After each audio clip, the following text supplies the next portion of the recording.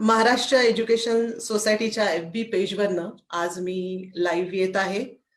आपल्याशी संवाद साधायला, माझे काही अनुभव आहेत ते शेअर करायला आणि जमल्यास तुमच्या सगळ्यांशी गप्पा मारायलाही. अ, मी अश्विनी गिरी. मी एक शिक्षित अभिनेत्री आहे आणि सध्या मी प्रोफेशनली काही सिनेमामध्ये काम करते, मराठी नाटक करते. तसंच मी 2 ठिकाणी 2 संस्थांमध्ये शिकवते, अभिनय शिकवते.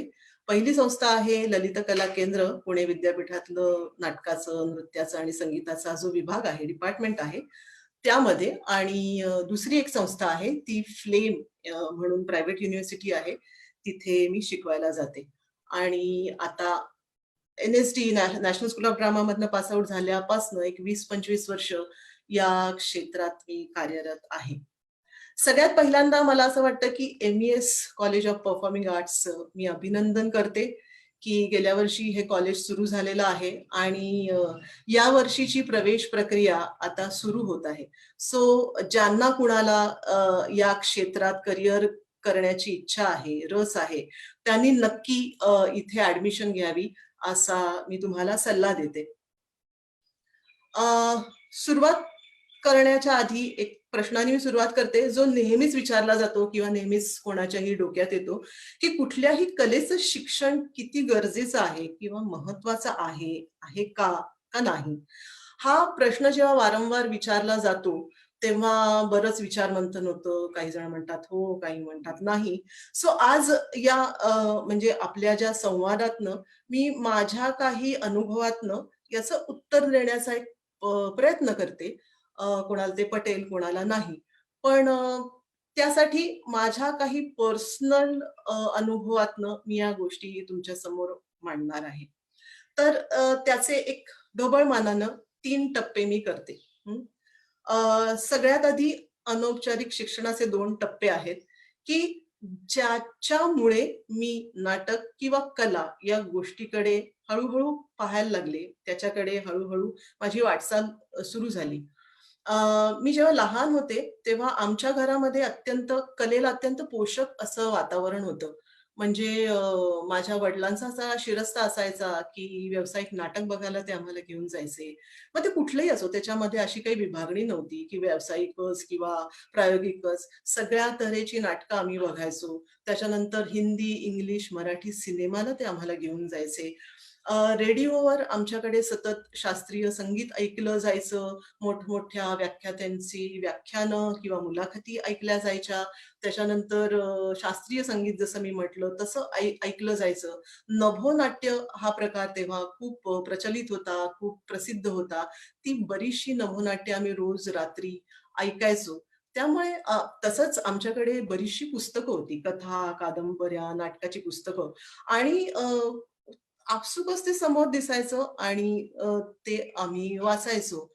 टेलिव्हिजन जेव्हा आला तेव्हा त्याच्यावर काही मोजके कार्यक्रम असायचे आणि मला अजूनही आठवतंय मी जेव्हा लहान होते, तेव्हा नॅशनल नेटवर्कवर क्लासिकल डान्स आणि क्लासिकल म्युझिकचे काही कार्यक्रम असायचे आणि तेव्हा कुठले ते कलाकार आहेत, किती मोठे आहेत, जे चालू आहेत ते बघितलं जायचं आपसुकच. तर त्यामुळे मला असं वाटतं, की औपचारिक शिक्षण माझं तेव्हा सुरू झालं आणि तेव्हा ते किती कळत होतं, किती आवडत होतं, याच्याबद्दल काही तेव्हा विचारच केला गेला नव्हता. ते बघायला जाणं हा एक सोहळा असायचा, एक कौटुंबिक अ, तो एक काय म्हणू अ, नित्यक्रम असायचा, की हे बघायला गेलंच पाहिजे. अ, शाळेमध्ये असताना मुलींच्या शाळेत होते मी HSCP हायस्कूलमध्ये. त्यामुळे तिथे विविध तऱ्हेच्या कलागुणांना वाव होता. खेळ खेळण्यासाठीचा वाव होता. तिथे काही नाटक माझ्या समोर आलं नाही किंवा अभिनयाला मला संधी मिळाली नाही आणि त्याचं एकमेव कारण होतं, की गोऱ्या-गोमट्या, थोड्या बऱ्या दिसणाऱ्या मुलींना नाटकात आणि नृत्यामध्ये घेतलं जायचं. त्यामुळे मी नाटक शाळेमध्ये असताना केलं नाही. पण विविध प्रकारचे प्रसंगनाट्य दर्शनच्या स्पर्धा असायच्या किंवा इंटर स्कूल कॉम्पिटिशन्स असायच्या. त्याच्या रिहर्सल्स आमच्या शाळेत ज्या चालू असायच्या तालमी, त्या मी मात्र नेहमी आनंदाने बघायचे आणि त्याच्यातनं काहीतरी एक छान ऊर्जा मिळायची. स्वतः नाटक मी केलं नाही, पण बाकीच्या सगळ्या ॲक्टिव्हिटीज अभ्यासक्रमाव्यतिरिक्त मी करत होते. खेळ खूप खेळत होते. त्यामुळे एका दृष्टीने ती प्रोसेस काही ना काही पद्धतीने पुढे चालू होती आणि आता मी येते दुसऱ्या टप्प्यात. जेव्हा मी कॉलेजमध्ये प्रवेश घेतला. महाविद्यालय अ, या महाविद्यालयात मी कॉमर्सला ॲडमिशन घेतली आणि अपघातानेच मी नाटकाकडे वळले आणि माझी एक मैत्रीण होती. तिने मला असं विचारलं, की "आमच्या ग्रुपमध्ये नाटक करण्यासाठी सहभागी होशील का?" आणि तेव्हा खूप वेळ होता आणि इच्छाही होती, की करून बघू, करायला काय हरकत आहे. असं म्हणून धडपड ग्रुप पुणे नावाचा तो ग्रुप होता आणि त्या सगळ्या धडपड्या मंडळींबरोबर माझी पण नाटकाची धडपड सुरू झाली आणि हाय अजय, हाय. अ, ब समजा तुम्हाला काही प्रश्न मध्ये असतील, कारण का हे सांगताना मला फार छान वाटतंय, एक पूर्ण प्रवास मला पण एक रिलिव्ह करता येते, की काय-काय मी करत गेले त्याच्याबद्दल. पण तुम्हा कोणालाही जे कोणी आता समोर आहेत, अ, त्यांना काहीही प्रश्न विचारायचा असेल, तरी तुम्ही जरूर विचारा. मी मध्ये थांबून तुमची उत्तरं देईन. सो धडपड ग्रुप आणि महाविद्यालय असा तो नाटकाचा प्रवास माझा सुरू झाला आणि महाविद्यालयामध्ये पण कलेसाठी पोषक वातावरण होतं. इंटर कॉलेजिएट खूप पुरुषोत्तम फिरोदिया तर होतेच, पण बाकी सुमन करंडक होतं. बऱ्याचशा गोष्टींसाठी वाव होता आणि सहभागी होताही येत होतं. तसंच इंटर ग्रुप्स म्हणजे ग्रुप्सची काही नाट्य स्पर्धा व्हायच्या त्याच्यातही म्हणजे पुण्यनगरी असेल, वलय असेल किंवा सोहम करंडक असेल. त्याच्यामध्ये उत्साहाने आणि हिरिरीने आम्ही सगळेजण भाग घेत होतो. जे जमेल तसं करत होतो. नाटकाला आपल्या तऱ्हेने भिडत होतो. उत्स्फूर्तपणे नाटक करत होतो. आता परत तिथे मी त्या दुसऱ्या टप्प्यावरही मी म्हणेन, की त्याच्यातनं मला काय मिळत होतं? किंवा त्याच्यातनं काही शिक्षण होत होतं का? ह्याचा विचारच कोणी करत नव्हतं. कारण त्या सगळ्या गोष्टी मला वाटतं एक आनंद देऊन जात होत्या किंवा काहीतरी आपण वेगळं करतोय, त्यामुळे एक वेगळा आत्मविश्वास मिळत होता. त्यामुळे धडपड आणि महाविद्यालयातल्या या नाटकाची माझी जी जडण-घडण झाली, ती फार मस्त होती. म्हणजे अ, करून बघणे, चुकणे आणि परत करणे, ही अगदी जी इनिशियल प्रत्येक वेळेस नवीन काही शिकतानाची प्रत्येकाची एक फेज असते. त्या फेजमधनं आम्हाला खूप काही मिळत होतं आणि सगळे लाइक माइंडेड लोक होते. माझ्या समवयीन, माझ्या बरोबरीचे सगळे होते. त्यामुळे ती एक छान टीम तयार झाली होती आणि नाटकाबद्दल खूप जास्त विचार करून, बोलून, वाचून गोष्टी अ, ठरवत होतो. त्यामुळे तो अनौपचारिक शिक्षणाचा एक पुढचा टप्पा होता आणि या दुसऱ्या टप्प्यामध्ये जे की खूप महत्वाचं वाटतं मला, माझ्या त्या नाटकाच्या आयुष्यामध्ये 2 महत्वाची माणसं आली आणि ती होती डेव्हिड ग्रीव्हज हा हॉलंडचा माणूस होता आणि पुण्यातल्या सहयोग नावाच्या संस्थेबरोबर तो फिजिकल थिएटरची वर्कशॉप्स घ्यायला यायचा. फिजिकल थिएटर काय असतं? म्हणजे आत्तापर्यंत हा शब्दही ऐकला नव्हता. अशा पद्धतीचं काही असतं हेही माहीत नव्हतं आणि ज्या पद्धतीची नाटकं मराठी रंगभूमीवर बघत होतो, त्याच्यामध्ये असं काही ऐकलं, बघितलं असं माहितीही नव्हतं. त्यामुळे ती जी नाटकाची धडपड चालू होती, कुतूहल वाटलं आणि आम्ही धडपडी मंडळी त्या डेव्हिड ग्रीव्हजच्या कार्यशाळेत सहभागी झालो आणि एक वेगळं काहीतरी दालन खुलं झालं. फिजिकल थिएटर म्हणजे ज्याच्यामध्ये शरीराचा जास्तीत जास्त वापर करून तुम्ही काही गोष्टी कम्युनिकेट करता आणि ज्याच्यामध्ये जे जी भाषा आहे ती अजिबात तुम्ही वापरत नाही. सो माझ्यासाठी एक अत्यंत नवीन आणि असा फार रसरशीत असा अनुभव होता तो आणि डेव्हिडनी कलात्मक दृष्टीनं मला माझ्या शरीराकडे बघायला शिकवलं. मला माझ्या शरीराचं भान त्यामुळे यायला लागलं.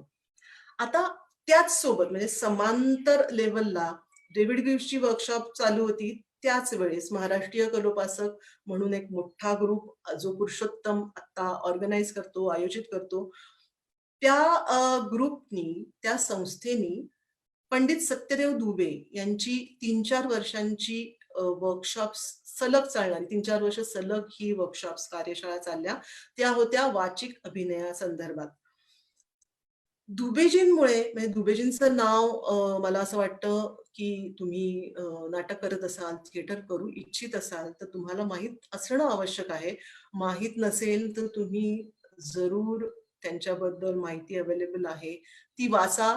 या माणसानी खूप काम भारतातल्या रंगभूमीसाठी केलेलं आहे आणि माझ्यासारख्या बऱ्याच मंडळींना त्यांनी तयार केलेलं आहे आणि नाटकाकडे आम्ही त्यांच्यामुळे ओढले गेलेलो आहोत. सो दुबेजींच्या कार्यशाळेमध्ये जे संस्कार झाले, ते खूप शिस्तप्रिय आणि कडक शिस्तीचे होते. त्यामुळे दिलेलं काम योग्य वेळेत, योग्य त्या प्रकारे करायलाच पाहिजे हा त्यांचा शिरस्ता होता. अ, त्यामुळे त्यांच्याकडे गेल्यानंतर एक शिस्त काहीतरी कळायला लागली, की कामामध्ये काहीतरी शिस्त असायला हवी. त्याच्यानंतर माझा आवाज जो त्या कार्यशाळेच्या आधीपर्यंत मी कधी ऐकला नव्हता. माझा आवाज काय आहे? या प्रश्नाचं उत्तर तेव्हा कोणी मला प्रश्न विचारला असता तर उत्तर माझ्याकडे नव्हतं. त्यामुळे डेव्हिडनी जसं शरीराचं एक भान मला त्याच्या कामातनं मला मिळालं, तसं दुबेजींकडनं मला वाचिक अभिनयाचं भान, माझा आवाज, माझा संवाद, मी कशी बोलते आणि कसा संवाद साधते आणि काय पोहोचवते, या पद्धतीचा तो एक अनुभव मला दुबेजींच्या ह्याच्यातनं आला आणि या 2 मंडळींमुळे सतत मला असं वाटायला लागलं, की हे मला करायचंय. हेच मला पुढे करत राहायचंय आणि हेच करियर करायला मला आवडेल आणि तेव्हा राष्ट्रीय नाट्य विद्यालय या संस्थेचं नाव माझ्या कानावर आलं.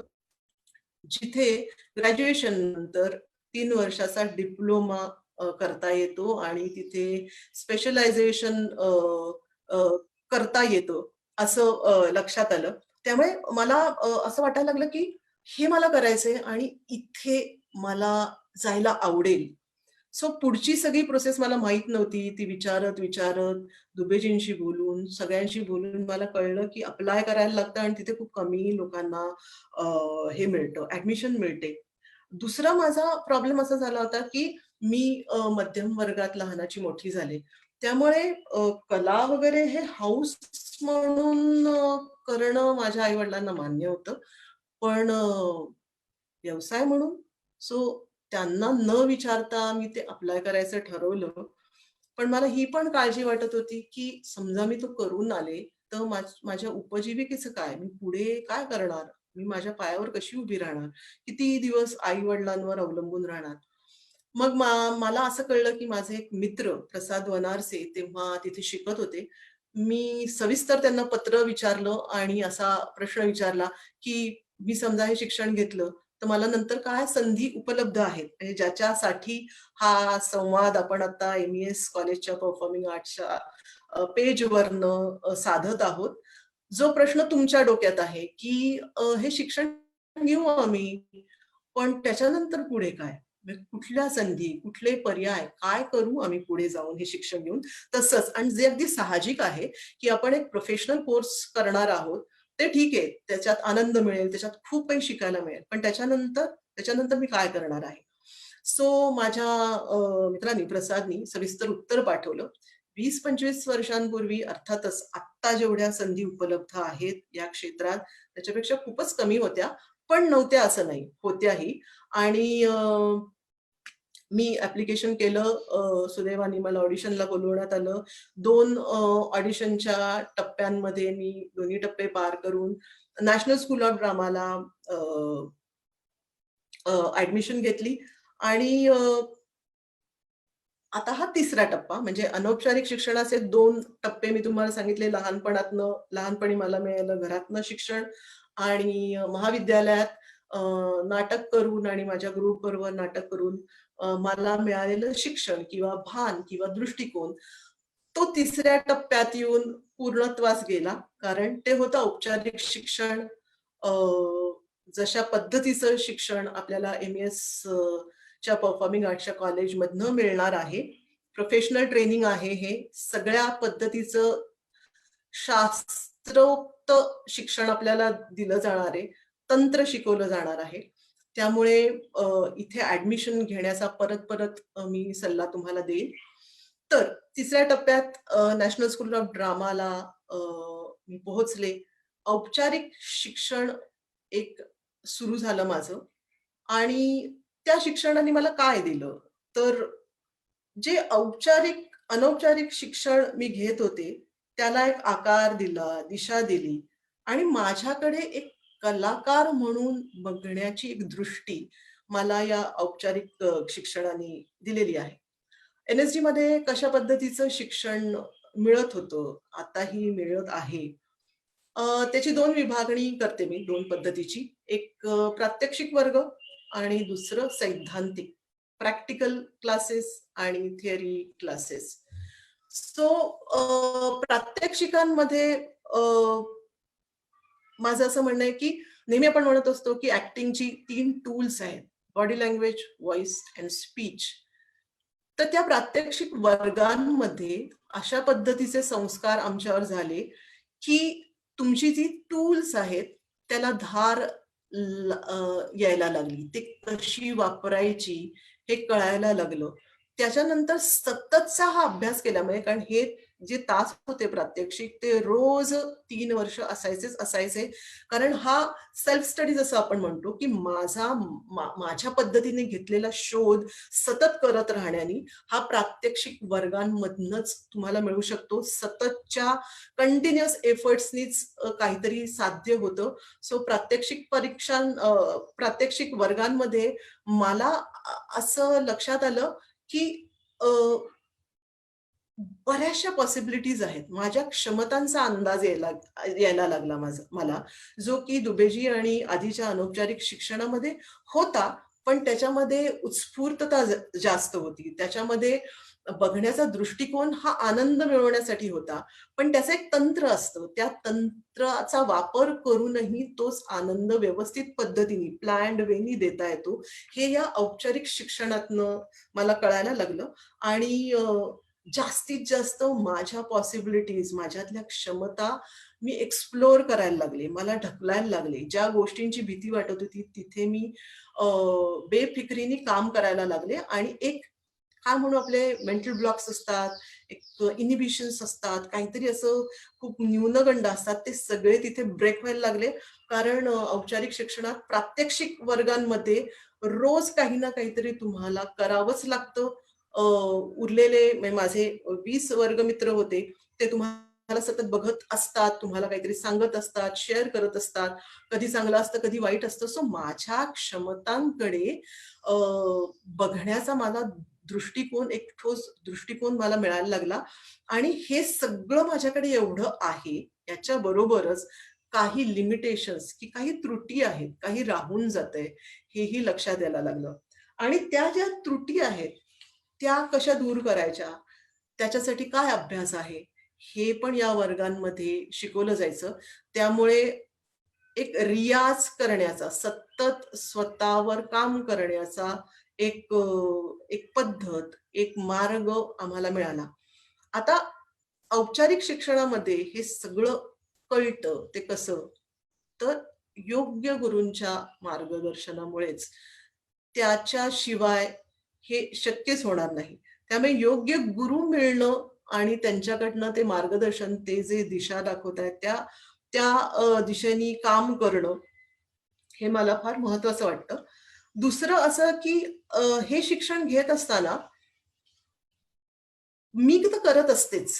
म्हणजे सतत मला ढकलत असते, सतत काहीतरी माझ्यावर संस्कार होत असतात. मी काहीतरी नवीन शोधायचा प्रयत्न करत असते.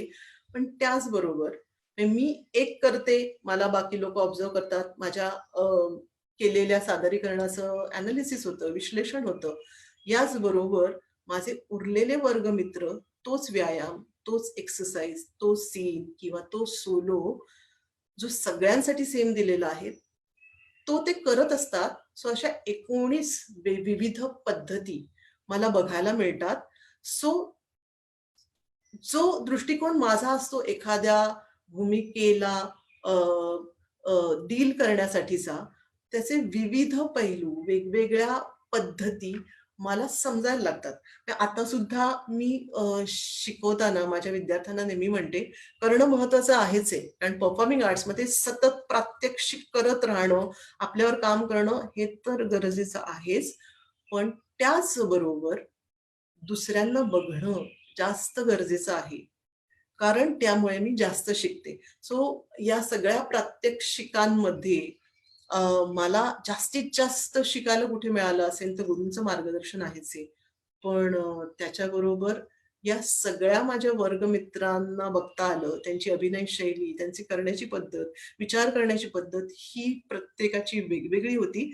त्यामुळे पॉसिबिलिटीज सादरीकरणातल्या पॉसिबिलिटीज की केवढे केवढे सारे पर्याय आहेत. एक भूमिका किंवा एक उतारा त्याच्याशी आपण काहीतरी डील करण्यासाठीच्या ते सादर करताना एकांगी विचार न करता वेगवेगळ्या पद्धतीने म्हणजे एकच पॅसेज असेल तर तो विविध पद्धतीने कसा करता येतो हे वर्गमित्रांकडनं आपण शिकत असतो अशा पद्धतीच्या शिक्षण अभ्यासक्रमामध्ये. त्याचबरोबर काही कार्यशाळा घेतल्या जायच्या, ज्याच्यामध्ये अ, मोठमोठे डायरेक्टर्स, मोठमोठे ॲक्टिंग टीचर्स येऊन आम्हाला शिकवत होते. आणि हे जे प्रात्यक्षिक मी जे वर्ग जे म्हणत होते, त्याच्यामध्ये body language, voice, speech, martial art, classical dance, folk dance याच्या सोबतीनेच ॲक्टिंगची ज्या कार्यशाळा व्हायच्या, ज्याच्यामध्ये ग्रीक ट्रॅजेडी, संस्कृत नाटक, शेक्सपियर, चेकॉव पासून ते तेंडुलकर, आळेकर, एलकुंचवार, कर्नाड या एवढ्या मोठा पट आपल्या समोर उलगडला जायचा. आणि त्यांची लेखनाची पद्धती किंवा एखाद्या समजा ग्रीक ट्रॅजेडी असेल तर ते नाटक किंवा त्याच्यामध्ये अभिनय करताना काय करावं लागतं किंवा काय पद्धतीने ती नाटकं होत होती. तो रंगमंच कसा होता? अ, तिथली अभिनय शैली, संवाद फेक कशी होती? सो प्रत्येक पद्धतीचं नाटक, शैली बदलली, लेखक, नाटककार बदलले, की त्या अनुषंगाने सगळा अ, विचार करण्याची पद्धत बदलते, अभिनय शैली बदलते, सेट डिझाइन बदलतं, संवाद फेक बदलते आणि प्रत्येक वेळेस कॉस्ट्यूम बदलतात. प्रत्येक कॉस्ट्यूम कॅरी करताना माझ्या शरीराचं काहीतरी घडत असतं. सो एवढ्या सगळ्या गोष्टी प्रात्यक्षिक वर्गांमध्ये मिळत होत्या आणि अफाट आवाका आहे या क्षेत्राचा, हे लक्षात यायला लागलं, जे की आपण औपचारिक शिक्षण घेत असताना फार छोट्या पद्धतीने त्याच्याकडे बघत असतो. सो एन-एस-डी-ला गेल्यानंतर किंवा असं औपचारिक शिक्षण घेताना आपल्याला तो आवाका, तो कॅनव्हास केवढा मोठा आहे आणि केवढं काय-काय लोकांनी आत्तापर्यंत केलं आहे, करत आहे आणि आता परत नव्याने मी ते तशा पद्धतीचं नाटक करणार असेल, तर ते मी कशा पद्धतीने करावं, याचा एक विचार प्रवाह, विचारधारा त्या कार्यशाळा घेणाऱ्या ॲक्टिंग डिरेक्टर किंवा ॲक्टिंग टीचरकडनं आम्हाला मिळत होता. आणि दृष्टिकोन, एनालिसिस करण्याची क्षमता ही बदलत गेली, वाढत गेली. प्रात्यक्षिक वर्गांबरोबर दुसरी विभागणी मी केली होती सैद्धांतिक वर्गांच्या बाबतीत. थिअरी लेक्चर्स जी की मला वाटतात, की अ, बऱ्याचशा लोकांना असं वाटतं, की त्याची काय गरज आहे किंवा त्याची एखाद्या एखाद्या ॲक्टरसाठी ते किती गरजेचं आहे. पण परत मी म्हणेन, की जितक्या पद्धतीचे संस्कार माझ्यावर होणार आहेत, तितके ते व्हायला पाहिजेत. त्याशिवाय ॲक्टर म्हणून मी एक प्रॉडक्ट म्हणून तयार होत नाही. सो थिअरी लेक्चर्समध्ये भारतीय रंगभूमीचा इतिहास, जागतिक रंगभूमीचा इतिहास, theatre architecture, aesthetics, light design, set design, costume design, makeup इतक्या विविध पद्धतीचे लेक्चर्स आम्हाला मिळायचे. त्यामध्ये थिअरी जास्त होती, पण त्याच्याबरोबर प्रॅक्टिकल पण करायला मिळायचं, की मेकअप, बॉडी अनॅटॉमी, चेहरा कसा आहे, काय केल्याने काय बदलतंय. सो थिअरी लेक्चर्स बरोबर हे प्रॅक्टिकल्सही मिळत गेले आणि थिएटरचे जितके कॉम्पोनंट्स आपण म्हणतो आहे, अभिनय हा मध्ये ठेवला, कारण जास्तीत जास्त कल हा अभिनय करण्याकडे असतो, असं मानून मी ते सांगतेय. पण सगळ्या पद्धतीचं ट्रेनिंग हे औपचारिक शिक्षणातच दिलं जातं आणि ते खूप गरजेचं आहे, असं मला वाटतं. कारण अभिनय शैली, रंगमंचाचा वापर हा कसा आणि का बदलत गेला, याचं स्पष्टीकरण मला या सैद्धांतिक थिअरी लेक्चर्समध्ये मिळत गेलं. त्याचा प्रचंड आवाका सॉरी मध्ये काहीतरी नेटवर्कचा इश्यू आला. सो मी परत सुरुवात करते, की शॉर्ट टर्म कोर्सेस केल्याने काय मिळतं आणि हा पूर्ण अभ्यासक्रम जो औपचारिक शिक्षणाचा मी म्हणतीये, की बी हा जो एम-ई-एस कॉलेजचा कोर्सबद्दल परफॉर्मिंग आर्ट्सच्या कॉलेजमध्ये जो सुरू होत आहे, त्याच्याबद्दल मी आत्ता जे बोलत आहे, की पूर्ण वेळच्या अभ्यासक्रमात अ, काय होतं, तर 24 तास, 7 दिवस, 24/7 3 वर्ष तेव्हा मी एन-एस-टीत असताना आम्ही फक्त नाटक, नाटक, नाटक, नाटक एवढाच विचार करत होतो. नाटक जगत होतो, नाटक खात होतो, नाटक येऊन झोपत होतो आणि अभ्यासक्रम इतका जबरदस्त होता, की कैक वेळा आम्हाला झोपायलाही वेळ मिळालेला नाही आणि ह्याच्यामध्ये प्रचंड आनंद होता, की एवढं सगळं आम्हाला शिकता येत आहे. त्यामुळे 24 तास 3 वर्ष काम केल्यानंतर जे मिळतं, त्याची तुलना शॉर्ट टर्म कोर्समध्ये होऊच शकत नाही. कारण का सतत तुम्ही करत असता, नाटक बघत असता, वाचत असता, विश्लेषण करत असता आणि ही कंटिन्युअस प्रोसेस चालू असते. स्वतःवर काम करणं चालू असतं, दुसऱ्यांचं बघणं चालू असतं. सो मला असं वाटतं, की ही एक अशी फुल फ्लेजेड प्रोसेस, ही प्रक्रिया समजा माझ्यावर झाली, तर का नाही मी एक प्रोफेशनल म्हणून बाहेर पडणार? का नाही ते संस्कार घेतल्यानंतर आधीची मी जी कलाकार होते आणि नंतर शिक्षणानंतरची जी मी कलाकार होते याच्यात फरक पडणार. तर निश्चित हा पूर्ण वेळचा कोर्स करणं गरजेचं आहे. ज्यांना या क्षेत्रामध्ये खरंच आपलं करियर करावंसं वाटतंय त्यांच्यासाठी. आणि एम-ई-एस कॉलेजचा हा जो बी-पी-एचा प्रोफेशनल जो कोर्स आहे, आपल्याला एक प्रोफेशनली तुम्हाला अ, तयार करूनच बाहेर पाडेल आणि या क्षेत्रासाठी अ, तयार होऊन तुम्ही त्याच्याशी डील करू शकता. मला एक प्रश्न विचारला गेलाय, "तुझ्या नाट्यमय आयुष्यात असा ब्रेक आला होता का? मग त्याला तू कशी सामोरी गेलीस? व काय सल्ला देशील?" अ, अ, ब्रेक म्हणजे प्रोफेशनल ब्रेकबद्दल आपण विचारत आहात का?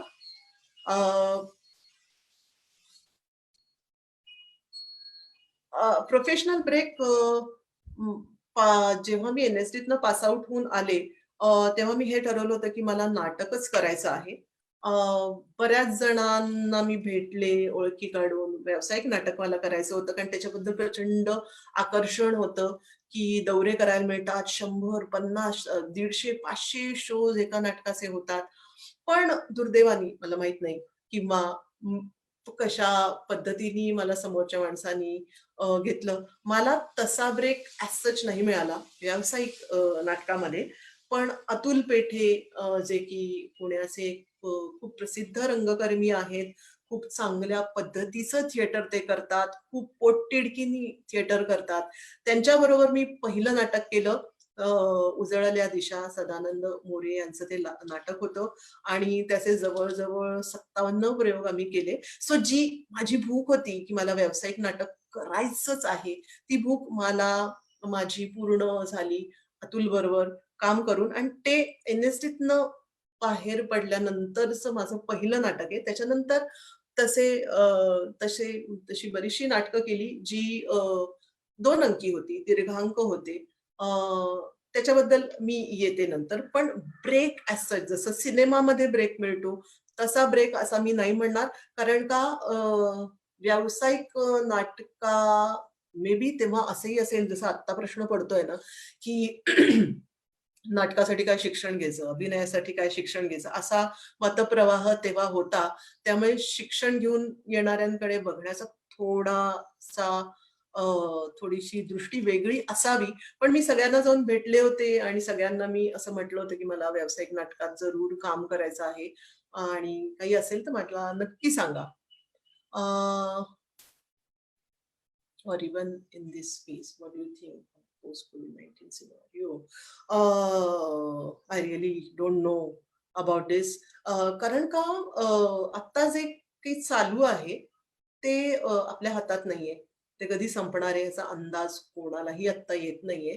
पण त्याच्यातनं मार्ग काढायचाच असेल, तर आपलं आपण काहीतरी तयार करू शकतो. जसं 1-2 गोष्टींवर मी घरी काम करतीये आणि मे बी समजा ही सगळी परिस्थिती बदलली, अ, मी तो परफॉर्मन्स तयार करून ठेवेन. सो साठीचा रियाज मी त्या दृष्टीने तिकडे येतच होते आता, की आत्ता मला कुठेच परफॉर्मन्स करता येत नाहीये. पण मी ज्या पद्धतीने आपण एकमेकांना आता भेटत आहोत, त्या पद्धतीने काही सादरीकरणं होऊ शकतात. अ, बऱ्याचशा ठिकाणी असंही होत आहे, की डिरेक्टर कुठेतरी वेगळ्या देशात आहे आणि ॲक्टर वेगळ्या देशात आहे. पण ऑनलाईन लर्निंग चालू आहे. आता याला लिमिटेशन्स आहेत. आणि जेव्हा आपण परफॉर्मिंग आर्ट्स असं म्हणतो आहोत, ती लाईव्ह आर्ट आहे. समोरासमोर करण्याची, बघण्याची आणि त्यातनं लाईव्ह रिएक्शन मिळण्याची अ, ती एक कला आहे. पण आत्ता ज्या पद्धतीने समजा मी आत्ता काहीतरी सादर करते आहे. काही लोकं मंडळी इथे बघत आहेत आणि मला प्रश्न विचारत आहेत. ह्या त्यांच्या रिएक्शन्स आहेत आणि त्याच्यावर परत मी काहीतरी उत्तर देत आहे. सो काही लिमिटेशन्स सकट आपण तीच प्रक्रिया करतो आहोत एका वेगळ्या माध्यमातनं, जिथे समोरासमोर आपण बघू शकत नाही आहोत, पण बोलू शकतो आहोत. सो कोव्हिड-19 सिनारिओमध्ये मला असं वाटतं, की आपण काम करत राहायला पाहिजे. ॲक्टर आहोत, रियाज करत राहायला पाहिजे. अ, सतत स्वतःवर काम करत राहायला पाहिजे आणि तयारी चालू ठेवली, तर कधीतरी तर ही स्थिती संपेल किंवा त्याच्यातनं अजून काहीतरी पर्याय आपल्या समोर येतील. पण नाटक हे प्रत्येक वेळेस जिवंत राहिलेलंच आहे. टेलिव्हिजन आला, की लोकं घाबरली, की आता नाटक जिवंत राहणार का? त्याच्यानंतर वेब सीरीज आल्यात, लोकांना वाटायला लागलं, आता नाटक जिवंत राहील का? पण कधीतरी मला तुम्ही सांगा, की नाटक बंद पडलंय का? उलट मला असं वाटतंय, की जसे बाकीची माध्यमं अ, अ, पुढे जातायत, तसे-तसे नाटक करणारी मंडळी, ग्रुप्स हीही अ, त्यांची संख्या पण जास्तीत जास्त दिसतीये आहे आणि चांगल्यात चांगल्या पद्धतीचे प्रयोग लोकं करून बघत आहेत. अ, आशिष, विविध वाहिन्या Netflixच्या जमान्यात असे प्रशिक्षण कसे उपयुक्त आहे? अ, परत तेच म्हणजे मला काम करायचं असेल, तर मला शिक्षण तर घ्यायलाच पाहिजे. कारण का कुठलं असं क्षेत्र आहे जिथे बिना शिक्षणाचं लोकं काम करतात मला सांगा? म्हणजे ॲक्टिंग हे सगळ्यात सोपं माध्यम लोकांना वाटतं आहे, की इथे काही येत नसलं तरी जावं किंवा आठवड्याभराचा कोर्स केला, एक क्रॅश कोर्स केला. पण आता म्हणजे तुम्हाला हेही माहिती आहे, की मी नाटकाच्या शिक्षणाबद्दल बोलतीये. पण नाटकाचं शिक्षण हे बेस धरलं, तर कॅमेरासमोर जाण्यासाठी ॲक्टर तयारीनिशी त्याला सामोरं जाऊ शकतो. कितीतरी ॲक्टर्स तुम्ही आता जे बघता आहात, जे चांगले अभिनेते, अभिनेत्री असं आपण म्हणतो आहोत त्यांना, त्यांचं ट्रेनिंग, त्यांचं शिक्षण हे नाटकातल्या अभ्यासक्रमातनंच झालेलं आहे आणि त्यांना बघताना हे जाणवतं, की हे काहीतरी वेगळ्या पद्धतीने भूमिकेची डील होतात, वेगळ्या पद्धतीने भिडतात. सो विविध वाहिन्या Netflixच्या जमान्यात हे प्रशिक्षण उपयुक्त आहेच. नाटक करण्यासाठी आहेच आहे. पण पर्याय म्हणून आपल्याला मी पुढे जे सांगणार आहे, की आपल्याला उपजीविकेसाठी हे सगळं करणं भाग होणार आहे. सो बेसिक ट्रेनिंग माझा पाया समजा पक्का करायचा असेल, तर मला नाटकाचं शिक्षण घ्यायला लागेल. त्याशिवाय मी पाय रोवून अभिनय या क्षेत्रामध्ये, मग ते कुठलंही माध्यम असो, नाटक, web series, TV serial, short films, feature films ह्याच्यामध्ये उभा राहू शकणार नाही. नाटकाचं प्रशिक्षण हे फार महत्वाचं आहेच आहे. प्रतीकनी मला विचारलंय, ॲक्टर्सनी तयारी कशा-कशा करायला हवी? जसं मी आता सांगत होते, मी माझं कंप्लीट करते, की रियाज म्हणजे आता नर्तक आणि वादक, गायक हे सतत 2-2, 3-3 तास शिक्षण घेतल्यानंतरही रियाज करत राहतात. ॲक्टर्स करतात का? असा प्रश्न मी माझ्या विद्यार्थ्यांना नेहमी विचारते. ॲक्टर्सना असं वाटायला लागतं, की शिक्षण घेतल्यानंतर किंवा 4-2 नाटकात काम केल्यानंतर आता मी तयार झालो आहे. तसं नसतं. ही एक आयुष्यभराची साधना आहे. आपल्यावर काम करत राहायला लागतंच. माझं शरीर आळशी होतं. मला त्याच्यावर काम करायलाच लागतं. माझा आवाज वयापरत्वे त्याचं काहीतरी वेगळं घडतं. मला आवाजावर सतत काम करायलाच लागतं. माझा काय म्हणू, माझं वय वाढत गेल्यानंतर माझा संवाद करण्याची क्षमता, माझी बोलण्याची क्षमता ह्याच्यावर काहीतरी फरक पडतो. त्यामुळे मी सतत काहीतरी मोठ्याने वाचणं गरजेचं आहे आणि विचार माझा सतत पुढे प्रवाही ठेवण्यासाठी विविध पद्धतीचं वाचन मला करायला पाहिजे. नाटकं तर वाचायलाच हवी, नाटकं तर बघायलाच हवी. सिनेमा आणि वेगवेगळ्या पद्धतीचे वर्ल्ड सिनेमा, कशा पद्धतीने अभिनेते डील होतात. सो ॲक्टरनी आपली टूल्स सतत शार्पन करायला पाहिजे. परत-परत मी बेसिककडे घेऊन जाईन. Body language, voice and speech ही औपचारिक शिक्षणामधनं हे एक तंत्र, ही एक पद्धत आम्हाला मिळते आणि मी अत्यंत म्हणजे गर्वाने वगैरे सांगत नाही, हे मी करणं भागच आहे. पण मी ते अजूनही करते. त्याशिवाय मी विद्यार्थ्यांना शिकवू शकणार नाही. मी विद्यार्थ्यांना ठामपणे सांगू शकणार नाही. कधी-कधी असं होतं, की विद्यार्थ्यांना कळत नाही, सो मला करून दाखवायला लागतं. मी माझ्यावरच काम केलं नाही, तयारी केली नाही. सो हे मी ठामपणे सांगू शकत नाही, करून दाखवू शकत नाही. सो करत राहणं हे फार महत्वाचं आहे आणि ती तयारी मी जसं म्हटलं तसं आवाजावर काम, मग ते व्हॉईस एक्सरसाइजेस असू देत, मोठ्याने वाचन असू देत, त्याच्यानंतर विविध पद्धतीचे लहेजे वापरून आपण आपल्या संवादांवर काम करू शकतो. टोनल क्वालिटीज चेंज करून आपण आवाजावर काम करू शकतो.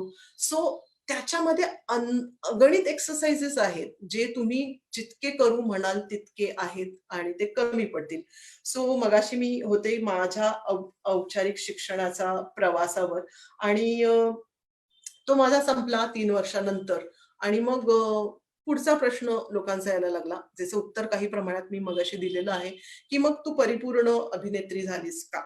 मग एक प्रॉडक्ट म्हणून तू तयार झालीस का?" नाही. ह्याचं उत्तर ठाम नाही असं मी देते. कुठलीही कला ही परिपूर्ण नसते. त्याच्यामध्ये शोध घेण्यासाठी अनंत पॉसिबिलिटीज असतात. म्हणजे एक नाटकाचा प्रयोग जेव्हा आपण करतो, तेव्हा आपल्याला असं वाटतं, की नाटक बसलं. पण प्रत्येक प्रयोगांगणी काही-काही गोष्टी नवीन मिळायला लागतात. को-ॲक्टर्स, माझ्याबरोबरच्या ॲक्टर्सची देवाण-घेवाणमधनं मला काहीतरी नवीन मिळतं आणि प्रयोगागणिक मी काहीतरी शिकत राहते. त्यामुळे मी असं ठाम ठरवून ठेवलं, की आता रिहर्सल झाल्या, हे नाटक बसलं, मी एवढंच करीन, तर ते नाटक मरेल. माझी भूमिका सजीव नाही करता येणार मला. सो परिपूर्ण ॲक्ट्रेस मी अजूनही स्वतःला समजत नाही. कुठलाही कलाकार तुम्हाला हेच सांगेल, की तो जो शोध आहे, स्वतःला एक्सप्लोर करण्याची जी डिमांड या क्षेत्रामध्ये आहे, ती काय म्हणू अगणित त्याच्यात पॉसिबिलिटीज आहेत. त्यामुळे परफेक्शन असं कलेमध्ये काही नसतं. पण शिक्षणामुळे मग मला मिळालं काय? तर सतत माझ्यावर काम कशा पद्धतीने करायला पाहिजे, याची एक पद्धत. माझ्या लिमिटेशन्स कशा ओव्हरकम करू, त्याच्यासाठीचे काही एक्सरसाइज, व्यायाम आणि तो रियाज कुठल्या पद्धतीने कारण तोच करत राहिलं तर ओव्हर द पिरियड आपण म्हणू की अरे करतीच आहे मी, काहीच फरक पडत नाहीये. पण त्याच्याकडे एक सजग डोळस पणे बघण्याचा एक दृष्टिकोन हे शिक्षणाने मला दिलं. त्याच्यानंतर दुसऱ्याच्या कलेकडे संवेदनशील दृष्टीने बघण्याचा दृष्टिकोन मला शिक्षणाने दिला. एक व्यावसायिक शिस्त मला दिली आणि विविध पद्धतीनं काम करताना सर्जनशील, क्रिएटिव्ह कशी राहू मी? मला सतत सजीव, अलाईव्ह कसं ठेवू? कारण बऱ्याच वेळा आपण असं बघतो, की नॅशनल स्कूल ऑफ ड्रामा किंवा वेगवेगळ्या अशा शैक्षणिक अभ्यासक्रमामधनं बाहेर पडल्यावर लोकं अशा पद्धतीने सामोरे जातात, की आता मला सगळं येईलच आणि तिथे कुठेतरी ती अडचण तयार होते आणि मग नकार पचवायला लागतात अ, आणि कामं मिळेनाशी होतात. सो प्रत्येक वेळेस म्हणजे आत्मविश्वास हे शिक्षण तुम्हाला देतं, पण प्रत्येक वेळेस नव्या दृष्टीने, प्रत्येक भूमिकेला, प्रत्येक प्रोजेक्टला तुम्हाला सामोरं जायलाच लागतं. हे जे आहे, ती सगळी वर्किंग प्रोसेस आहे. माझ्यावर काम करण्याची, माझा शोध घेण्याची, माझी टूल्स शार्पन करण्याची ही प्रोसेस शिक्षण मला देते आणि ती ऑनगोइंग आहे, लाईफ लाँग. जोपर्यंत मला अभिनय करायचा असं जे मी म्हणीन, तोपर्यंत मला ते सातत्यानं, न कंटाळता, आळस सोडून देऊन करावंच लागणार आहे. सो ॲक्टर्सची तयारी ही ऑनगोइंग आहे. म्हणजे सतत ते करायला लागेल. एखादं नाटक मिळतं, त्याच्यामध्ये आपण भूमिका करतो. सतत असं कुठलाच ॲक्टर करत नाही, की लागोपाठ नाटकं चालू आहेत विविध पद्धतीची किंवा सीरियल्सच खूप करतायत. कधी ना कधी मध्ये ब्रेक येतो, तेव्हाही हा जो रियाज आहे, ही जी तालीम आहे, ती सोडून चालणार नाही. आपल्याला ती सातत्यानं क्रियाशील राहण्यासाठी ती राबवावीच लागते, स्वतःवर काम करायलाच लागतं. तर हे झालं माझं मत. आता एम-एस कॉलेज ऑफ परफॉर्मिंग आर्ट्समध्येही अशाच पद्धतीचा हा कोर्स आहे. 4 वर्षाचा हा कोर्स आहे बी-पी-ए, बॅचलर्स ऑफ परफॉर्मिंग आर्ट्स, जो बी-ए इन ड्रामॅटिक्स आणि एम-ए इन ड्रामॅटिक्स पेक्षा वेगळा आहे. 4 वर्षाचा हा प्रोफेशनल कोर्स आहे. जसं मी एन-एस-डी बद्दल म्हणतेय, जो प्रोफेशनल कोर्स आहे, स्पेशलायझेशन तिथे मला करायला मिळतं. तशाच पद्धतीचा हाही कोर्स आहे, जिथे तुम्हाला सगळ्या पद्धतीचं शिक्षण, तंत्र, शुद्ध शास्त्रोक्त शिक्षण तुम्हाला मिळणार आहे. ते शिकवण्यासाठी उत्तमात उत्तम तज्ञ मंडळी गुरु म्हणून तुम्हाला मिळणार आहेत. जी काही साधन सामग्री, हे नाटकाबद्दल बोलते आहे, पण नृत्य, संगीत आणि नाटक अशा तिन्हीही फॅकल्टीज तिथे आहेत. तिन्हीही गोष्टी मध्ये तुम्ही बी-पी-ए करू शकता, बॅचलर्स ऑफ परफॉर्मिंग आर्ट्स. आणि या सगळ्या गोष्टींसाठी, हे शिक्षण देण्यासाठी ज्या ज्या गोष्टींची गरज आहे, त्या सगळ्या गोष्टी तिथे अवेलेबल आहेत, उपलब्ध करून देण्यात आलेल्या आहेत. अद्ययावत तंत्र, सामुग्री आहे. त्याच्यानंतर स्पेस आहे, ऑडिटोरियम्स आहे. एम-ई-एस हे नाव सर्वश्रुत आहे. खूप मोठी संस्था आहे. त्यांची खूप कॉलेजेस आहेत. त्यामुळे त्या संस्थेवर शंका घेण्यासारखं काहीच नाहीये.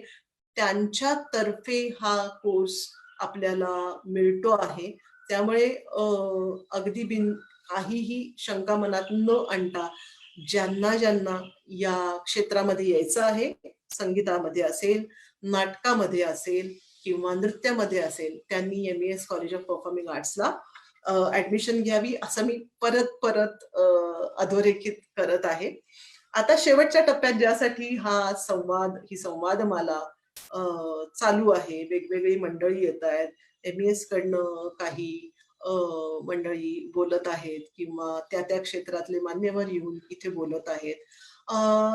तो जो महत्वाचा भाग, की हे सगळं केल्यानंतर, म्हणजे आता मी नाटकाबद्दल बोलू शकते, कारण ते शिक्षण मी घेतलंय, त्याच क्षेत्रात मी आहे, की पर्याय, जसं मी माझ्या 21व्या वर्षी माझ्या मित्राला पत्र टाकून विचारलं होतं, की "अरे, मी हे शिक्षण घेतल्यानंतर नंतर करणार काय आहे?"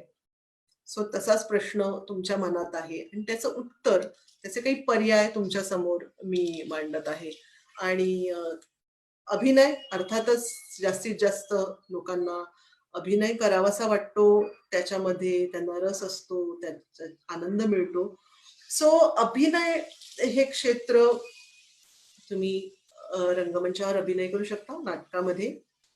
त्याच्यानंतर फिल्म्समध्ये शॉर्ट फिल्म्स आहेत, फीचर फिल्म्स आहेत. त्या टेक्निकबद्दल, म्हणजे त्या मीडियमबद्दल मी नंतर बोलते. पण पर्याय, काम करण्याचे पर्याय, प्रोफेशनल म्हणून फील्डमध्ये उतरल्यानंतरचे पर्याय मी तुम्हाला आधी सांगते आणि मग आपण पुढे जाऊयात. वेब सीरीज आता खूप तयार होत आहेत वेगवेगळ्या भाषांमध्ये. त्याच्यानंतर टीव्ही सिरियल्स आहेत वेगवेगळ्या भाषांमध्ये. तर तीही गरजेची आहेच आहे. त्याच्यानंतर ज्यांना वाचिक अभिनय जास्त आवडतो किंवा त्याच्यामध्ये काही काम करण्याची इच्छा असेल, मयुरेश, अच्छा, त्यांच्याकडनं मला एक चांगली कॉम्प्लिमेंट मिळाली. धन्यवाद मयुरेश. आणि प्रफुल्ल म्हणतायत, हो, खूप thanks for the session. Thank you. माधवीताई म्हणतात प्रगल्भ मांडणी. धन्यवाद. म्हणजे ते करताना मला पण खूप छान वाटतंय, कारण का एका पद्धतीने मीही रिव्हिजिट करतेय माझा जो प्रवास आहे तो, आणि एका पद्धतीने मी मला पण विचारते आहे, की जे मी करत आले, जे मी करते आहे, जे मी सांगते आहे, ते किती महत्वाचं आहे, गरजेचं आहे, आहे का नाही? ह्याची उत्तरं पण मी माझ्या स्वतःला देते आहे. अभिनय क्षेत्रातले पर्याय मिळाले होते. रंगमंचावरचा अभिनय, web series, television serials, short films, feature films, dubbing आणि व्हॉइस ओव्हर्स हे क्षेत्र ही आता खूप मोठा त्याचा कॅनव्हास आहे.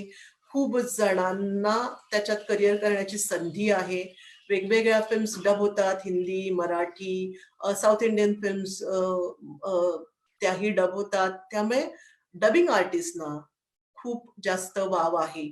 तशाच पद्धतीने डॉक्युमेंटरी फिल्म्स आता खूप मोठ्या प्रमाणात आपल्याकडे तयार होत आहेत. त्याचे फेस्टिव्हल्स होतात मोठमोठे. शॉर्ट फिल्म फेस्टिव्हल्सलाही आता खूप डिमांड आहे. त्यामुळे अभिनयाचे विविध क्षेत्र, विविध पर्याय आपल्याकडे उपलब्ध आहेत. त्याच्यानंतर येऊयात दिग्दर्शन. ज्यांचा कल दिग्दर्शनाकडे असेल, अर्थातच परत आपण रंगमंचासाठी, नाटकासाठीचं दिग्दर्शन आणि सिनेमासाठीचं दिग्दर्शन, त्या माध्यमानंतर मी नंतर बोलते. पण परत मी असं म्हणेन, की नाटकाचा पाया असेल, नाट्य शिक्षण घेतलं, तर पाय रोवून खूप कॉन्फिडेंटली तुम्ही कुठल्याही माध्यमात तेच काम योग्य पद्धतीने, शास्त्रोक्त पद्धतीनं, आत्मविश्वासानं करू शकता. सो दिग्दर्शन आहे. तसंच लेखन. लेखन हा भाग मला नेहमी महत्वाचा वाटतो. त्या आधारावर सगळ्या पुढच्या गोष्टी घडतात, आणि मला असं वाटतं लेखकाला कधी मरण नसतं. ऍक्टर हळू-हळू ओव्हर द पिरियड माझा चेहरा बदलतो, माझं वय वाढत जातं, त्या अनुषंगाने रोल बदलतात. माझी शारीरिक क्षमता कमी झाली, तर मे बी मला काम करताही येणार नाही. पण लेखक जो असतो त्याला कधीही मरण नसतं. तो घरी बसून लिहीत असतो. मग ते नाटकाचं लेखन असो, सीरियल्सचं लेखन असो, ते सिनेमासाठीचं स्क्रीन प्ले रायटिंग असो. सो लेखक हा फार महत्वाचा या सगळ्यामध्ये रोल प्ले करतो, आणि लेखकासाठी खूप आयुष्य असतं. ते खूप अगदी त्यांना हवं तेवढं काम, तेवढ्या वयापर्यंतचं काम करू शकतात. सो लेखन हा फार महत्वाचा, ज्यांचा कल लेखनाकडे आहे, त्यांनी निश्चित त्या पर्यायाचा विचार करावा. त्याच्यानंतर लाईट डिझाइन. आपल्या प्रोफेशनल कोर्समध्ये हे सगळे इनपुट्स आपल्याला मिळणार आहेत, आणि माझे असे कैक विद्यार्थी ज्यांची नावं मी तुम्हाला सांगू शकीन, की जे करायला आले होते अभिनय, म्हणजे अभिनयातच करिअर करायचं असं म्हणून आले होते. पण त्या ट्रेनिंग दरम्यान त्यांचा फोकस, त्यांचा कल बदलला, आणि कोणी लेखक आहेत आता, कोणी लाईट डिझाइन आहे, प्रोफेशनल लाईट डिझायनर आहे, हाच व्यवसाय तो करतो. कोणी कॉस्ट्युम डिझायनरच आहे. सो असं जेव्हा तुम्ही शिकायला याल, तेव्हा एक ते एक असा विचार करून येऊ नका. कारण तुम्हाला जे इनपुट्स मिळणार आहेत, जे संस्कार होणार आहेत, त्याच्यातनं कदाचित तुम्हाला असं कळेल, की अरे मी अभिनय किंवा दिग्दर्शन म्हणत होतो, पण मला हे जास्त आवडतंय.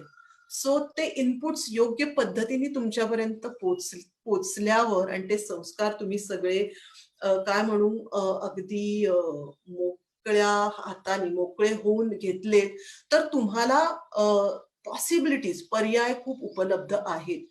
त्याच्यानंतर मी येते कॉस्ट्युम डिझाईनकडे. तोही एक पर्याय आहे. मेकअप आणि हेअरस्टाईल. आता तर या क्षेत्राला मरण नाही. म्हणजे चांगले मेकअप आर्टिस्ट आपल्याला हवे आहेत. त्यामुळे तोही एक पर्याय उपलब्ध आहे. त्याच्यानंतर आर्ट डिरेक्शन. रंगमंचासाठी सेट डिझाइन म्हणेन मी, नेपथ्य करणं, आणि सिनेमासाठी कुठल्याही पद्धतीचा माध्यम परत मी बदलते, पण आर्ट डिरेक्शन, सेटअप जे केलं जातं, ऍक्टर्सच्या मागे जे दिसतं, तेही फार महत्वाचं काम आहे, आणि आर्ट डिरेक्टर्स आपल्याकडे बरेच चांगले चांगले आहेत, त्यांची डिमांड आहे. सो आर्ट डिरेक्शन हे एक अजून एक हा पर्याय आहे. त्याच्यानंतर प्रोडक्शन मॅनेजर. या एका पर्यायाकडे फार लोक येत नाहीत. पण चांगलं थिएटर करण्यासाठी, चांगलं नाटक आणि नाटकाचे प्रयोग लावण्यासाठी मॅनेजमेंट ही खूप गरजेची आहे. थिएटर एक व्यवसाय म्हणून जेव्हा आपण बघतो आहोत, तेव्हा त्याच्यातनं उपजीविका व्हायला पाहिजे. त्यासाठी मॅनेजमेंट म्हणजे मी माझी स्वतःची मॅनेजमेंट जेव्हा करते, तेव्हा काय करते आणि एखादं प्रोडक्शन, एक नाटक उभं राहतं किंवा एक फिल्मचं प्रोडक्शन मॅनेज करायला लागतं. हा एक मोठा महत्वाचा रोल प्रोडक्शन मॅनेजर प्ले करत असतो. तर मला असं वाटतं, की तो एक महत्वाचा पर्याय अजूनही लोकं त्याचा विचार करत नाहीये. प्रोडक्शन मॅनेजर हा चांगला मोठा पर्याय आहे. त्याच्यामध्ये खूप काही करण्यासारखं आहे आणि या क्षेत्रासाठी जास्तीत जास्त प्रोडक्शन मॅनेजर्स हवे आहेत. अ, ऋषिकेश अश्विनी मॅडम नमस्कार. तुमच्याकडून खूप शिकायची इच्छा आहे. एम-ई-एस कॉलेजचे जे परफॉर्मिंग आर्ट्सचं डिपार्टमेंट आहे, अ, तिथला जो हा शैक्षणिक अभ्यासक्रम आहे बी-पी-ए, तिथे मेंटॉर म्हणून मी आता काम करतच आहे आणि मला अशी आशा आहे आणि मला शिकवायलाही तिथे आवडेलच. सो मी तिथेही शिकवत राहणारच आहे आणि ताई गळ्यात संगीत असणं नाटकाच्या दृष्टीच्या किती गरजेचं आणि किती महत्वाचं आहे. अ, वाचिक अभिनयाबद्दल मगाशी मी सांगत होते ना. सो माझा सूर मला कळणं गरजेचं आहे. सो संगीताचं ट्रेनिंग समजा तुम्हाला असेल, अभिनय करणाऱ्यासाठी किती कला शिकाव्यात याचं काही बंधन नाही आहे. तुम्हाला तुमचं शरीर तयार करण्यासाठी मार्शल आर्ट शिकायला लागतं, योगा करायला लागतो. तसंच माझा गळा, माझा वाचिक अभिनय सुधारण्यासाठी मला सूर आणि तालाचं ज्ञान असणं आवश्यकच आहे आणि शैक्षणिक अभ्यासक्रमात ते तुम्हाला दिलं जातच जातं. माझ्या आवाजावर काम करताना मला सूर माहीत असणं किंवा समोरचा ॲक्टर ज्या सुरात बोलतो आहे, त्याच्याशी ताळमेळ घालण्यासाठी, नाहीतर तो कुठल्यातरी वेगळ्या पट्टीत, मी कुठल्यातरी वेगळ्या पट्टीत असं बोलत राहिलं, तर ते ऐकणाऱ्याला, प्रेक्षकाला काहीतरी विचित्र ऐकू येईल. त्यामुळे संगीत येणं किंवा मला गाता येणं किंवा काही मला वाजवता येणं हे गरजेचंच आहे. नॅशनल स्कूल ऑफ ड्रामामध्ये असताना काही नाटकांमध्ये अ, गाण्याची गरज होती. म्युझिकल्स बऱ्याच वेळा तिथे केली जायची आणि अजूनही अशा पद्धतीचं नाटक आपल्याकडे आहेच आहे, ज्याच्यामध्ये कलाकाराला संगीत देवबाभळीचा उल्लेख करीन मी, की दोन्ही ॲक्टर्स, गायिका आहेत, त्या लाईव्ह गातात. मुघल आझम नावाचं जे मोठं नाटक आत्ता त्याचे बरेचसे प्रयोग अब्रॉड भारतात होत आहेत. त्याच्यामध्ये उत्कृष्ट गाणारे कलाकार आहेत. त्याच्यानंतर पिया बेहरुपिया नावाचं प्रसिद्ध नाटक आहे. त्याच्यामधले ॲक्टर्स उत्कृष्ट गातात. पण जेव्हा हा संगीताचा रियाज मी करते, तेव्हा माझं बोलणं पण सुधारतं. माझा ताल, माझा सूर आत्ता तुमच्याशी बोलताना माझा सूर कसा लागतोय? मी फार भरभर तर बोलत नाहीये. मी पोहोचवती आहे का? डिलिव्हर करती आहे का? किंवा माझा पिच फार वरती तर नाहीये ना? कारण तारसप्तकात मी बोलायला गेले तर समोरच्या माणसाच्या कानांना फार त्रास होणार आहे. त्यामुळे माझा पिच मला सांभाळता येतोय का? मग माझा श्वास व्यवस्थित आहे का? अशा बेसिक गोष्टी संगीतातनं मिळणारच आहेत. त्यामुळे नाटकाच्या दृष्टीने मी म्हणेन संगीत काय, कित्येक कला तुम्ही शिकत राहा. कलाकार म्हणून, एक अभिनेता म्हणून तुमची ग्रोथ होतच राहते. त्याच्यामध्ये असं काही नाहीये, की हे नाही नकोय मला. तुम्ही कुठलीही कला म्हणा आणि ती अभिनेत्याला येत असेल, तर त्याचा एक प्लस पॉइंट होतो आणि हे जे सगळं आपण बोलतो आहोत, ते औपचारिक शिक्षणाचा भाग आहे. ते शिकवलं जाणं गरजेचं आहे. ते शिकवलं जातच. त्यामुळे निकिताचं उत्तर मला वाटतं दिलंय मी. आता मी प्रोडक्शन मॅनेजर पर्यंत पोहोचले होते. मी आता पुढच्या पर्यायाकडे येते आणि ते आहे म्युझिक डिझायनर. नाटकामध्ये असेल किंवा परत फिल्मकडे दुसरं माध्यम त्याच्याबद्दल बोलतेय मी. पण दोन्हीकडे म्युझिक हा आणि परत तिथे मला संगीत कळत असेल, म्हणजे मला जरी गाता नाही आलं, तरी मला कान असेल, तर म्युझिक डिझाइन कसं करायचं? कुठल्या सीनला, कुठल्या एखाद्या मोनोलॉगला कुठल्या पद्धतीचं म्युझिक दिल्याने काय एक इफेक्ट तयार होईल, याचा एक वेगळा अप्रोच शिक्षणातनं मिळतो. सो म्युझिक ऑपरेटर, कारण ऑपरेट करणं हे तर मला वाटतं जसं सर्जन अगदी बारीक कट देतो, तेवढं एक महीन एक अगदी बारीकसा कट देणं गरजेचं असतं. नाहीतर ते ऑपरेशन इकडचं तिकडे जाईल. तेवढंच म्युझिक ऑपरेटर आणि लाईट ऑपरेटरचा हात अत्यंत स्मूथ आणि इफेक्टिव्ह हवा. त्यामुळे हे 2 जे एस्पेक्ट्स आहेत, रंगमंचावर म्हणीन किंवा सिनेमामध्ये, ते फार गरजेचे आहे. So light designer, light operator हा पुढचा पर्याय. आणि त्याच्या पुढचा पर्याय समजा, आणि जो मला खूप एक शिक्षक म्हणून गरजेचा वाटतो, की शिक्षण घेऊन, म्हणजे हा शैक्षणिक अभ्यासक्रम शिकून सगळ्यांना अभिनेता व्हायचं असतं, प्रोफेशनल होऊन फील्डमध्ये, क्षेत्रामध्ये जाऊन काम करायचं असतं. पण मला असं वाटतं, की या क्षेत्रामध्ये शिकवणारे, इफेक्टिव्हली चांगलं शिकवणारे खूप कमी आहेत आणि त्याची नितांत गरज आहे. विविध डिपार्टमेंट्स सुरू होत आहेत, पण शिकवणाऱ्यांची कमतरता आपल्याला सतत जाणवत राहते. त्यामुळे ज्यांना शिकवण्यात रस आहे, शिकवणं आवडतं, ते जमतं असं वाटतं, तर त्यांच्यासाठी लेक्चरर होणं हा एक अजून एक पर्याय शिक्षणानंतरचा आहे, ज्याच्यामध्ये सीबीएसई स्कूल्समध्ये आजकाल कंपल्सरी केलेलं आहे, की एका वयोगटासाठी, मला वाटतं 7वी ते 8वी च्या वयोगटासाठी आणि त्याच्यापुढे नृत्य, नाटक आणि संगीत याचे अभ्यास वर्ग दिले जातात. ते कंपल्सरी केलेले आहेत. मुलांच्या काय म्हणू, पर्सनॅलिटी डेव्हलपमेंटसाठी ते खूप गरजेचं आहे, हे असं लक्षात आलेलं आहे. आणि त्यामुळे आता जेवढ्या सीबीएसई स्कूल्स आहेत, बोर्डाच्या स्कूल्स आहेत, त्याच्यामध्ये अशा पद्धतीचं शिक्षण देण्याची गरज उत्पन्न झालेली आहे. आणि ते शिक्षण देण्यासाठी शिक्षक हवे आहेत. माझे कैक असे विद्यार्थी आहेत, त्यांनी अशा पद्धतीचं काम सुरू केलेलं आहे. सो तो एक मोठा पर्याय, आणि त्याच्यामधनं तुमची उपजीविका अत्यंत चांगल्या पद्धतीने होईलच होईल. अ, आणि मोठ्या त्याच, म्हणजे शिक्षणाच्या ब्रॉडर टर्मवर आपण गेलो, की कोणाला रिसर्च करायचा आहे, कोणाला पी-एच-डी करून प्राध्यापक व्हायचं आहे अशा पद्धतीच्या डिपार्टमेंटमध्ये, तर तीही गरज आहेच आहे, की सैद्धांतिक विषय शिकवण्यासाठी आपल्याकडे माणसं मिळत नाहीयेत. हातावर मोजण्याइतकी माणसं थिअरी सब्जेक्ट शिकवण्यासाठी येतायत. आणि ते थिअरी सब्जेक्ट, थिअरी आणि प्रॅक्टिकल असं वेगळं करता येत नाही. आणि जेव्हा मी प्रॅक्टिकल शिकवते, त्याचा बेस थिअरीच असतो. आणि थिअरी शिकल्यानंतर त्याला प्रॅक्टिकलशी जोडता येणं, सांगड घालणं हे महत्वाचं आहे. त्यामुळे सैद्धांतिक विषय शिकवण्यासाठी आपल्याकडे प्राध्यापक कमी आहेत. त्याची कमतरता आपल्याला लाभत आहे, वाटत आहे. त्यामुळे मला असं वाटतं, की ते पी-एच-डी करून ते प्रोफेसर्स तयार होणं, पी-एच-डी, नेट, सेट देऊन विद्यापीठाच्या अशा पद्धतीच्या कॉलेजेसमध्ये, डिपार्टमेंट्समध्ये तुम्ही प्रोफेसर होऊ शकता. हा एक अजून एक पर्याय. हे जवळ-जवळ 10-15 पर्याय मी तुमच्या समोर मांडती आहे.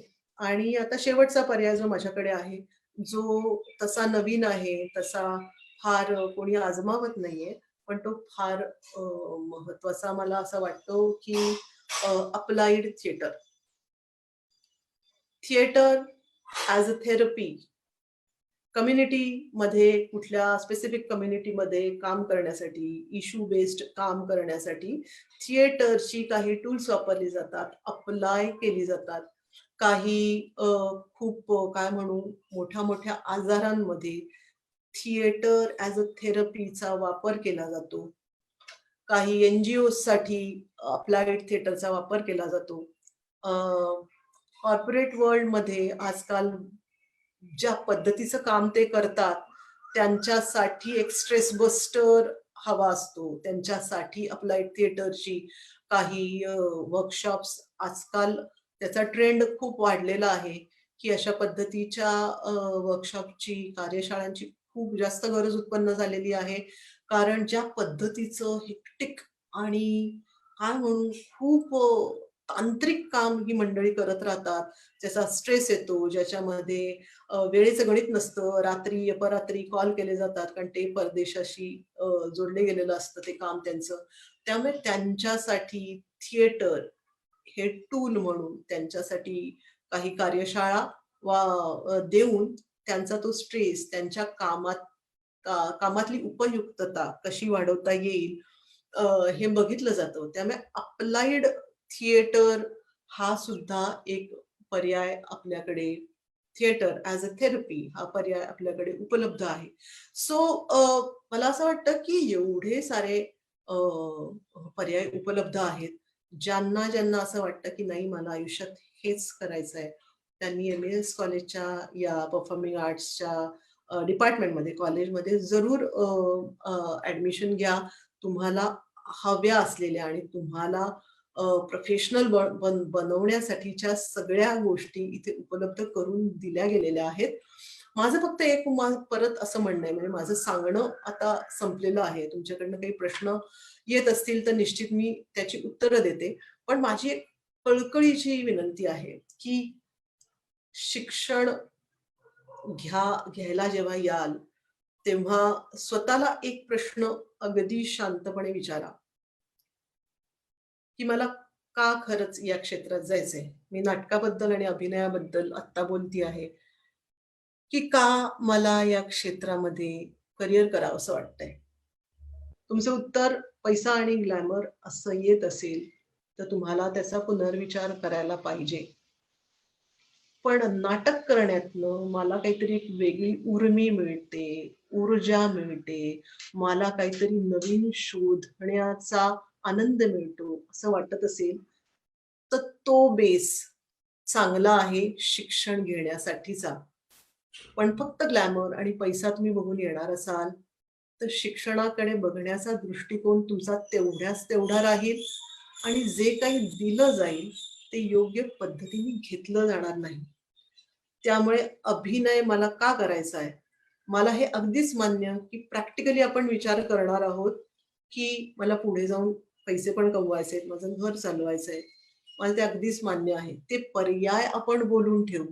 पण नाटकाचं शिक्षण आपण घेत आहोत, हे लक्षात ठेवायला हवं. नंतर जाऊन तुम्ही कॅमेरा करा, नंतर जाऊन तुम्ही फिल्म्स करा, काहीही करा. कारण तो एक बेस पक्का होणार. पण फोकस हा ठेवा, की मी नाटकाचं तंत्रशुद्ध शास्त्रोक्त शिक्षण इथे घेऊन मग पुढच्या पर्यायांचा विचार करीन. कारण मी माझ्या विद्यार्थ्यांना बऱ्याच वेळा असं सांगते, थोडं कन्फ्युजिंग स्टेटमेंट आहे, की या क्षेत्रात येऊन कार्यरत होणं फार अवघड नाहीये, पण फार सोपंही नाहीये. सो त्या दोन्ही तऱ्हेचा विचार तुम्हाला करायला लागेल. शिक्षण घेण्याच्या आधी, शिक्षण घेताना, शिक्षण घेतल्यानंतरही. कारण थोडं अनस्टेबल फील्ड असं आहे, की संधी उपलब्ध आहेत. ती मला कधी मिळेल आणि त्याचं मी काय करीन? हा एक स्ट्रगल आहेच आहे. ज्याला काम मिळतं आहे, त्याचा स्ट्रगल हा असतो, की हे जास्तीत जास्त चांगल्या पद्धतीने कसं करीन आणि मला दुसरं काम कसं मिळेल त्याच्यातनं. सो तो त्या माणसाचा स्ट्रगल ज्याला काम फील्डमध्ये मिळत नाहीये. त्याचा स्ट्रगल आहे काम मिळवणं, लोकांना भेटणं, नेटवर्किंग तयार करणं, स्वतःवर काम करतच राहणं आणि संधी मिळाली, की त्याचं सोनं करणं. सो दोन्ही पद्धतीचा म्हणजे जे स्ट्रगलर आहेत आणि जे काय म्हणू एस्टॅब्लिश ॲक्टर्स आहेत, त्यांचा स्ट्रगल हा चालूच राहतो. कारण शाश्वती नसते मला, की एकातनं दुसरं मला मिळणारच आहे. त्याच्यातनं अर्थार्जन होणारच आहे. अ, आशिष मला विचारतो प्रक्रिया काय आहे? शुल्क किती? पात्रता काय? किती वर्षांचा कोर्स? आधी मी जसं सांगितलं, की 4 वर्षांचा हा कोर्स आहे आणि 12वी नंतर आपण इथे ॲडमिशन घेऊ शकता. अ, शुल्क फीसच्या बाबतीत मला विचारायला लागेल. त्याच्याबद्दल मला माहिती नाहीये. पण कॉलेजमध्ये एम-ई-एस कॉलेजच्या कॉलेजमध्ये तुम्ही फोन करून हा फी संबंधातला प्रश्न तुम्ही निश्चित विचारू शकता, कारण तो महत्वाचा आहे. पण पात्रता मी सांगितली किती वर्षांचा आहे तेही सांगितलं. आणि ऑडिशन्स, प्रवेश प्रक्रिया, ऑडिशन्स घेतल्या जातील. त्याच्यातनं सिलेक्शन होईल, हे नक्की. So maybe we can start rapping. Okay. So मला असं वाटतं की पर्यायांच्या बाबतीत मी सांगितलं, या क्षेत्राकडे तुम्हाला यायची इच्छा असेल तर त्याचा पुनर्विचार करणं गरजेचं आहे. आणि मगच तुम्ही काय म्हणू, मनाने पक्के होऊन या क्षेत्रात याल आणि शिक्षण पूर्ण चांगल्या पद्धतीने आत्मसात कराल आणि मग प्रोफेशनल फील्डमध्ये उतरू शकाल. अ, अजून काही प्रश्न असतील तर आपण घेऊयात. नाहीतर मला असं वाटतं माझ्याकडनं मी थांबते.